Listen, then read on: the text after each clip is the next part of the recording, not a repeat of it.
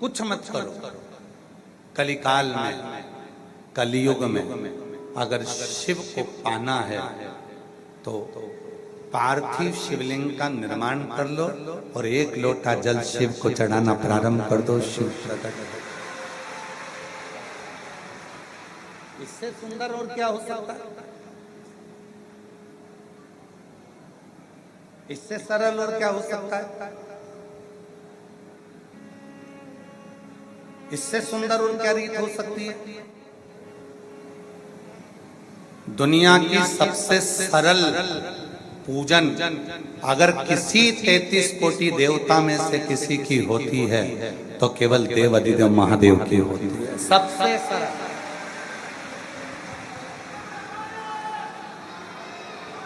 उससे सरल कुछ नहीं है।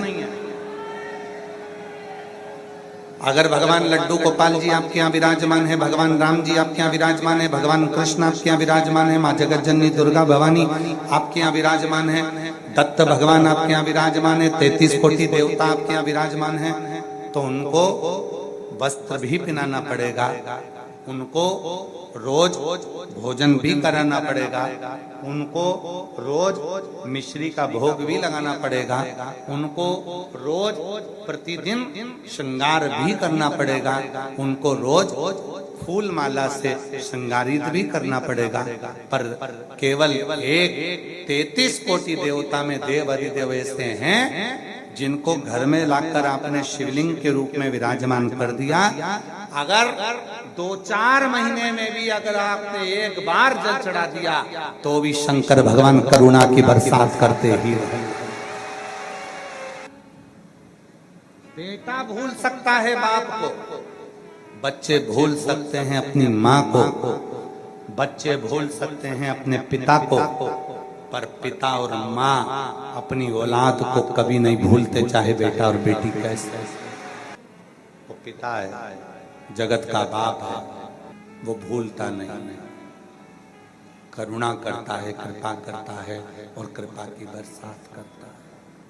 कृपा की न होती जो आज तुम्हारी तो सोनी ही रहेगी अदल तुम्हारी।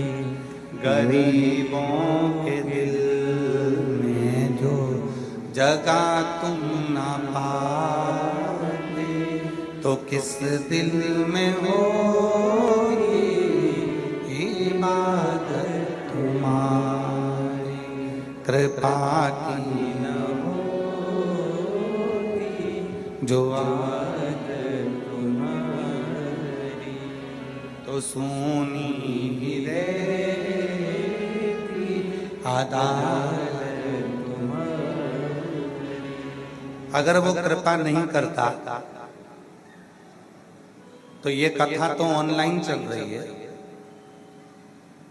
ऑनलाइन का मतलब होता है टीवी के सामने बैठकर सुनो, फेसबुक यूट्यूब पर सुनो, मोबाइल पर सुनो, घर पर सुनो।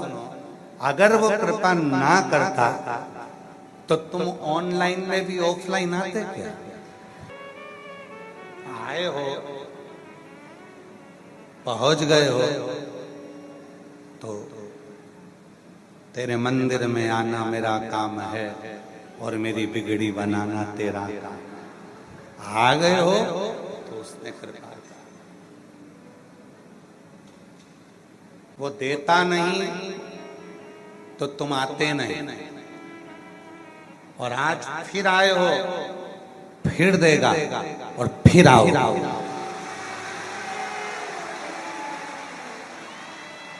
फिर देगा, फिर आओ वापिस, और मिलेंगे आप लोगों से गुरु पूर्णिमा की 24 से 29 जुलाई की जो कथा है, 15-20 दिन बाद फिर वही कथा जब आप सुनने आओगे, बात करेंगे आपसे कि सुनकर गए थे ऑनलाइन कथा, ऑफलाइन आकर क्या दिया उसने। आप खुद लिख कर भेजोगे कि मेरे बाबा ने मुझे दे दिया जो चाहिए।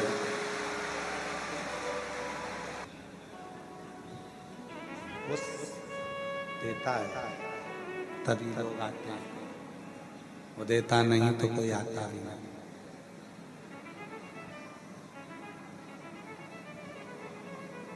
बस पार्वती जी को तुमरुका जी ने जो कहा, पार्वती जी को तुमरुका जी ने जो समझाया, पार्वती जी को जो तुमरुका जी ने कहा कि आपने तप कर लिया, साधना कर ली, उपासना कर कर देख लिया, सब कुछ कर कर देख लिया, अब शिवलिंग बना कर देखिए, पार्थिव शिवलिंग का पूजन कर कर देखिए।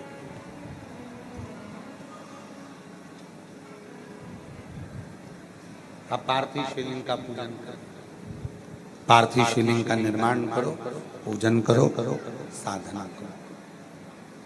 जब सारा तप पार्वती जी का हो गया, सारी उपासना पार्वती जी की हो गई, सारा तप साधना पार्वती जी की हो गई, सारी उपासना पार्वती जी की हो गई, आखिरी में केवल एक ही चीज बची थी, वो थी पार्थिव शिवलिंग का निर्माण कर कर एक लोटा जल समर्पित कर। और जैसे ही करा वैसे ही शंकर भगवान माता पार्वती की परीक्षा लेने के लिए उनके सामने प्रकट, जैसे ही। अब तुमरुका जी ने उनको तरीका बताया पार्वती जी को। दशरथ जी के घर में जब संतान नहीं हुई तो गुरु बाबा ने उनको तरीका बताया कि यज्ञ करवा। भगवान कृष्ण के घर में जब संतान नहीं हुई तो गर्गाचार्य बाबा ने उनको तरीका बताया कि ऐसे शिव की साधना करो।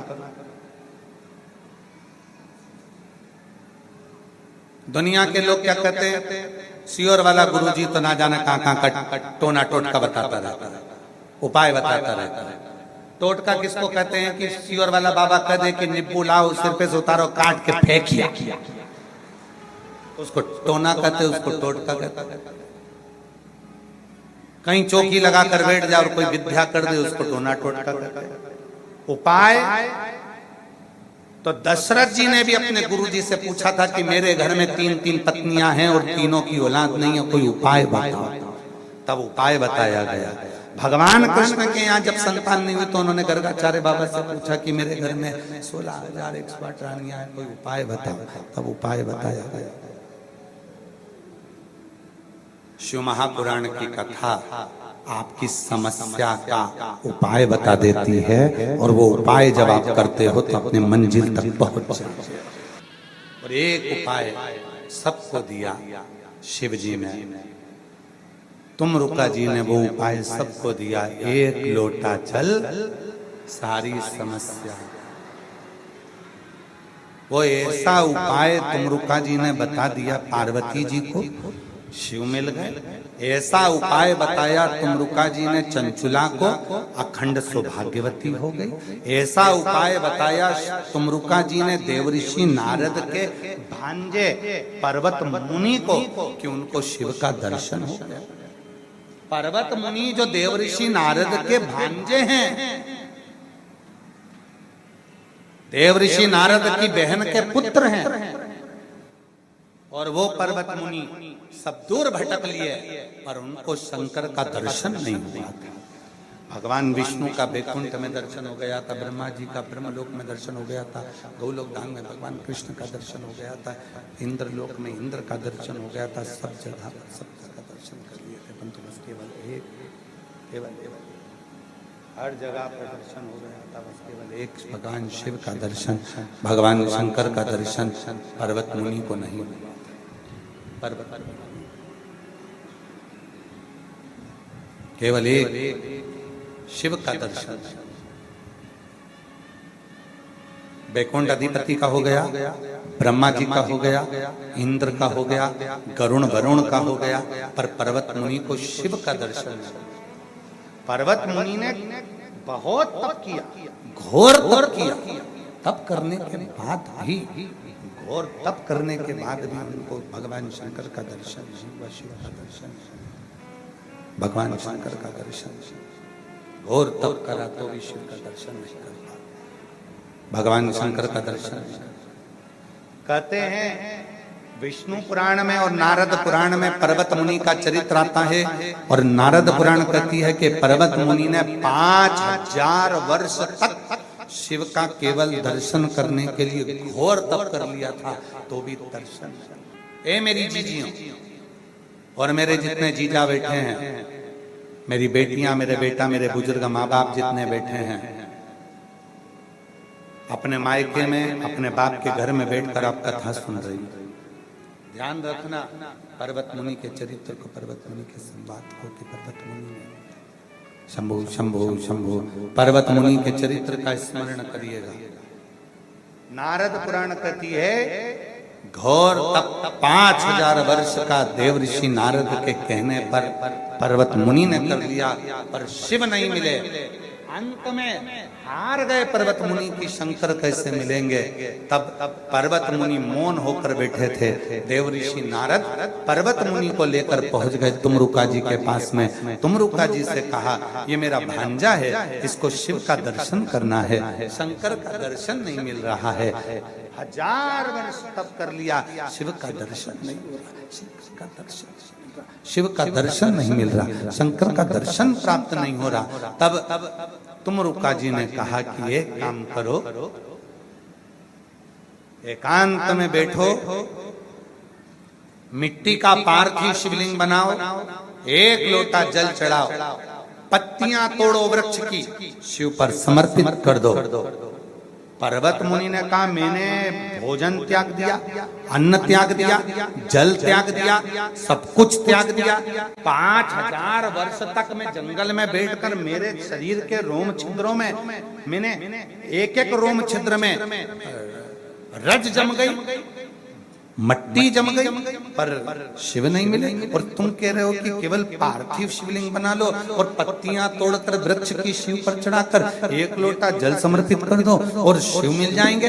इतना सा करने से कोई शंकर मिलते हैं क्या? कई लोग ऐसे मिलेंगे। सियोर वाला महाराज तो केवल एक लोटा जल चढ़ाने का बोल देता, सियोर वाला महाराज तो केवल जल चढ़ा हुआ पीने का बोल देता, सियोर वाला महाराज तो केवल दुर्वा चढ़ाने का बोल देता, सियोर वाला महाराज तो केवल इतना सा बोल देता। और उतने में क्या शंकर भगवान मिल सकते हैं?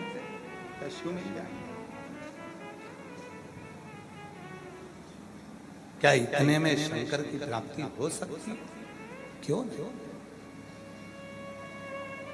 थोड़े से पूजन से, थोड़े से जल से, थोड़ी सी साधना से, थोड़े से मंत्र से क्या शंकर मिल सकते? क्या शिव प्राप्त हो सकते? क्या शंकर कहीं जाए? थोड़ी सी साधना, थोड़ा सा उपासना, थोड़ा सा मंत्र, थोड़ा सा जप, थोड़ी